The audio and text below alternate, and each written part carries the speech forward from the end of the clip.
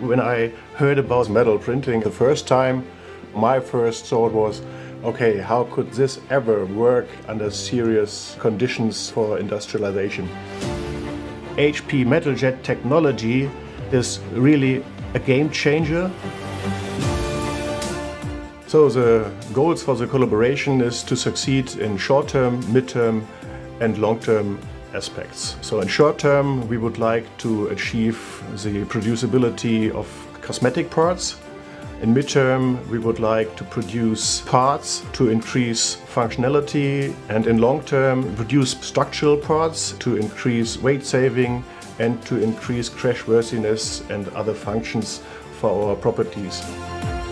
We really work together as a team with HP and GKN, and we developed this project together. We not said, okay, this is a model and now print it, but we developed it together. We pushed us to the limit and beyond the limit, and at the end we were able to produce one of the largest productions in AM in the world. So we are very happy to pass the first milestone with a volume of more than 10,000 parts.